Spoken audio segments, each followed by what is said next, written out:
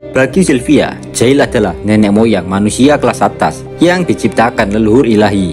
Sementara Ruminas adalah nenek moyang para vampir. Dan juga Sylvia menjadi nenek moyang para elf. Dan sebenarnya masih banyak bangsawan yang diciptakan leluhur ilahi. Namun keberadaan mereka sama sekali tidak ada yang mengetahui sampai saat ini. Mereka pun menyimpulkan jika perubahan sifat dalam diri ayah Kakali karena tubuh ayah Kakali telah diambil oleh jahil pada saat itu. Dengan kata lain, hancurnya kota halaman Kakali bukan karena ulah ayahnya, namun karena ulah jahil menggunakan tubuh ayah Kakali, yang dimana saat itu membuat Mili murka. Di situ Kakali langsung shock. Kakali merasa menjadi anak yang gagal, yang tidak bisa menyelamatkan atau mengenali ayahnya sendiri yang telah direnggut oleh jahil. Kakali, Rimuru, dan Gi emosi. Mereka berkata, pria itu adalah bajingan rendahan. Setelah itu, semua orang meninggalkan ruangan, dan yang tersisa di ruangan itu hanyalah Kakali. Dia cuma duduk dan bergumam karena Kakali merasa menjadi anak yang gagal menyelamatkan ayahnya sendiri. Gila, kok setia amat ya guys ceritanya. Mimin jadi pengen nangis.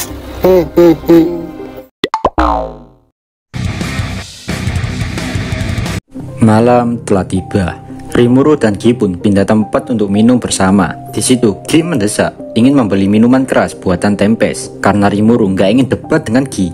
Akhirnya mau nggak mau Rimuru mengeluarkan minuman yang sudah Rimuru bawa di dalam perutnya. Mungkin Gi pengen kali ya gara-gara Ren habis minum. Setelah itu, Rimuru juga mengadakan pesta bersama dengan yang lainnya. Di dalam pesta tersebut, mereka juga mengadakan diskusi. Di dalam diskusi, mereka membahas apa yang harus mereka lakukan dengan negara Leon.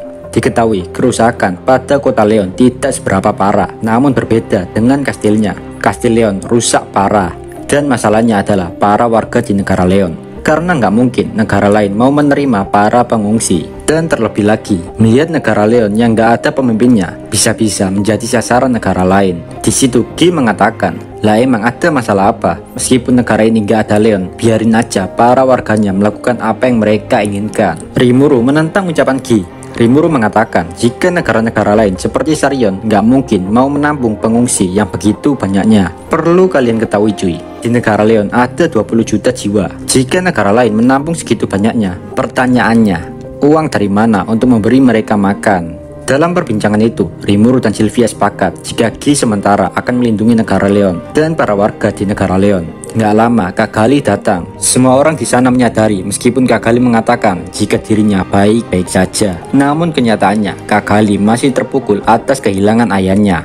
Mizari di situ langsung menyiapkan tempat duduk untuk Kakali. Gi dengan spontan bertanya, apakah ada sesuatu yang ingin kau bicarakan? Kakali pun mengatakan jika dirinya akan menceritakan masa lalunya. Mulai dari dulunya, Kakali adalah seorang putri kerajaan sampai menjadi Kakali yang seperti sekarang. Mendengar semua cerita masa lalu Kakali, Rimuru merasa bersalah karena telah membunuh Clement. Kakali tersenyum mendengar ucapan Rimuru, tapi Kakali mengatakan jika Rimuru tidak usah merasa bersalah karena cara kerja di dunia ini, yang kuatlah yang berkuasa. Karena rasa bersalahnya, Rimuru ingin menawarkan bantuan kepada Kakali. Jika Rimuru mungkin bisa menyelamatkan Tis dengan metode menggabungkannya dengan Clement yang sudah diserap di dalam tubuh Rimuru. Sontak Kakali kaget sekaligus merasa senang dengan bantuan dari Rimuru kali ini. Di situ Sylvia kaget mengetahui Rimuru bisa melakukan hal segila itu. Bayangkan memindahkan orang yang telah mati ke dalam tubuh orang lain. Rimuru ini udah kayak Orochimaru aja di Naruto guys. Sylvia mengatakan jika leluhur ilahi saja tidak bisa melakukan hal seperti itu. Sylvia juga kagum. Ternyata semua yang dikatakan Elmesia tentang Rimuru melebihi ekspektasinya. Bahkan bagi Sylvia, seorang Gi yang dapat membunuh jahil di masa lalu bisa dengan mudah akrab dengan Rimuru. Dan hal itu membuktikan jika Rimuru adalah sosok yang mengerikan. Di situ juga Sylvia ingin berbicara dengan Kakali. Namun Kakali mengatakan untuk tidak terlalu formal dengannya, yang dengan kata lain, Kakali tidak mau dipanggil dengan Kakali-san. Setelah itu, Sylvia menanyakan tentang para badut bawaan Kakali. Tentunya yang dimaksud di sini adalah badut yang bernama Laples. Sylvia tertarik dengan Laples karena Sylvia melihat wajah suaminya di balik topeng badut itu. Kakali pun mengatakan yang sebenarnya jika emang Laples adalah Sarion atau dengan kata lain suami dari Sylvia sekaligus pahlawan terpilih. Sontak Rimuru berkata, Nani? Rimuru nggak percaya jika Laples dulunya adalah pahlawan terpilih sekaligus papa dari Elmesia. Sylvia kini yang sudah mengetahui jika suaminya menjadi badut. Entah mengapa dia tidak emosi dan dendam kepada Kakali yang telah merubah suaminya. Kak Gali di situ juga meminta maaf kepada Sylvia yang telah merubah suaminya. Tapi Sylvia sudah ikhlas dan menerima keadaannya. Sylvia tahu sebenarnya Laplace bisa kabur dari serangan jahil, tapi Laplace lebih memilih melindungi Kak Gali. Dari situlah Sylvia sudah ikhlas untuk melepaskan suaminya agar menempuh jalan yang dia pilih, karena Sylvia tahu jika Laplace bangga menjadi anggota para badut Kak Gali. Entah mengapa Rimuru merasa tidak sedih atas lenyapnya Laplace dan Yuki di depan matanya saat terkena serangan jahil. Rimuru nggak percaya jika mereka sudah mati. Jadi Rimuru menganggap jika Laplace dan Yuki masih hidup dan mereka mungkin sengaja melakukan kebohongan untuk menutupi kematiannya. Di situ Sylvia juga menutupi perasaannya dengan mengatakan jika Laplace atau Sarion bukan lagi siapa-siapanya. Karena sejak Laplace itu menjadi undead elf, Laplace tidak pernah mencari Sylvia sekalipun. Sylvia berusaha tegar agar orang lain tidak mengkhawatirkannya. Di lain cerita, Filwe kembali ke istana bintang surgawi. Michael juga baru saja balik setelah pengejaran Obera. Di situ Michael mengatakan jika tadi dia habis mengejar Obera, dan Michael mengatakan jika kastil guard miliknya tidak berfungsi. Sontak Filwe terkejut, namun bagi Filwe tidak masalah asalkan Michael baik-baik saja. Tapi di situ Michael masih khawatir tentang Obera karena Obera berhasil lolos dari serangan Michael. Michael menjelaskan semua pengkhianatan Obera kepada Filwe, dan Michael juga berkata jika bawahan Obera sangat setia dan melindungi Obera, sehingga Obera lolos dari kejaran Michael. Namun Michael sangat menyayangkan jika pasukan Obera mau nggak mau mati semuanya di tangan Michael. Tapi di situ Filwe nggak ngerasa kehilangan atau bersedih. Michael pun mengubah obrolan. Michael memandang dua orang di sisi Filwe, yaitu Jahil dan Leon. Michael mengusulkan agar Filwe segera mencari wakil atau asisten agar Filwe lebih mudah menjalankan tugasnya. Filwe hanya ngomong sambil menganggukkan kepalanya. Entah kenapa dari tadi Filwe diajak ngomong Michael seperti kurang antusias dan lebih seperti nggak peduli apa yang dibicarakan Michael. Di dalam aula, semua pasukan berkumpul kecuali pasukan Zelanus. Di situ Filwe melakukan presentasi tentang hasil kerja yang telah dia dan pasukannya kerjakan. Di dalam presentasi itu, Filwe menjelaskan kesuksesannya mendapatkan Leon. Namun amat disayangkan jika Oria mati di dalam aksi ini. Sebenarnya Oria nggak mati, lebih tepatnya dimakan Vega. Cuma Filwe menyampaikannya lebih enak dianggap mati, biar nggak ribet aja gitu cuy. Dino yang masih linglung mendengar itu hanya mengatakan, "Loh, Oria mati toh?" Seketika Dino memejamkan matanya dan berdoa atas kematian Oria. Dan hal itu membuat Piku, Gracia, dan Mai ikut juga mengirimkan doa untuk Oria. Namun yang lain tidak peduli atas kematian Oria.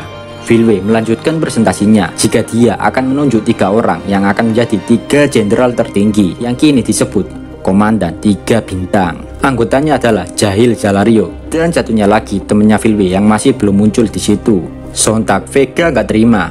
Vega ngerasa kecewa kenapa dia yang sudah kuat nggak dipilih.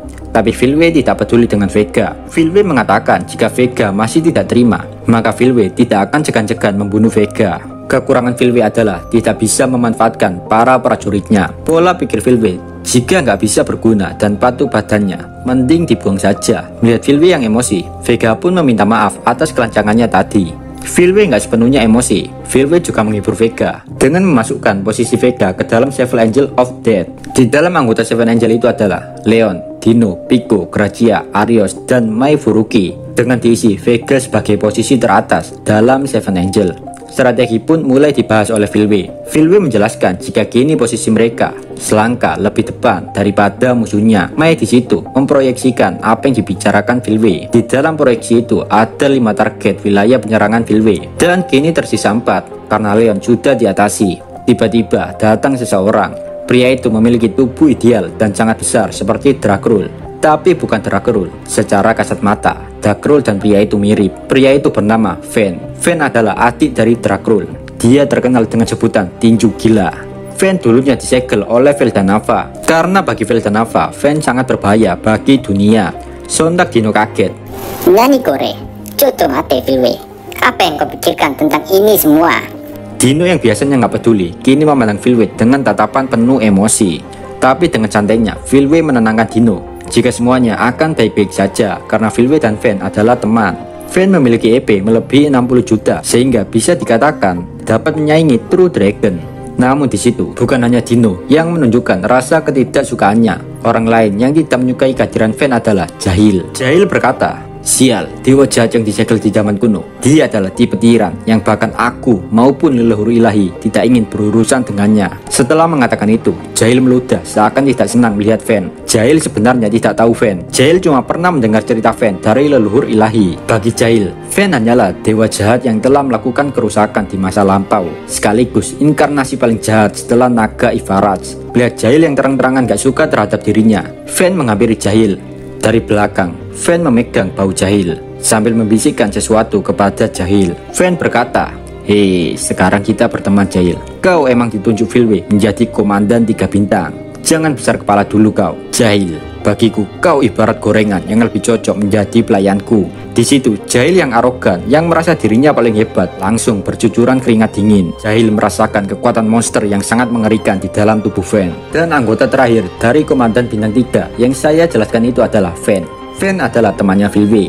Sementara Zalario yang lebih rasional, yang mengetahui dirinya lebih lemah dari Fen, lebih memilih ikhlas dan gak mau ngajak ribut dengan Fen. Fen juga ditunjuk menjadi pemimpin komandan bintang 3. Kini semua orang fokus kepada proyeksi lagi. Di situ Jahil berkata, meskipun Fen berada di kubu mereka, hal itu tidak merubah keadaan atau kekuatan untuk melanjutkan penyerangan selanjutnya. Di situ Fen agak sedikit tersinggung. Fen menatap Jahil. Fen berkata jika dia kuat, bahkan lebih kuat daripada Drakrul, meskipun Drakrul adalah kakaknya. Tapi di situ Jahil masih nggak percaya, karena Fen masih belum menunjukkan hasil kerja nyatanya di medan pertempuran. Emang nggak tahu diri Jahil ini. Ibarat di Mobile Legend, Jahil epic dan Fen mythic. Biasa, epic selalu susah diatur cuy. Lah pikir saja guys, Jahil itu tahu kekuatannya kalah jauh, tapi masih saja sombong dan mementingkan harga dirinya. Meskipun Jahil menunjukkan ketidaksukaannya kepada Fen, Fen malah tertarik kepada Jahil yang tidak takut kepadanya. Dengan senyuman psikopat, Fen mengatakan, "Lihat saja nanti, aku akan memenuhi harapanmu Jahil."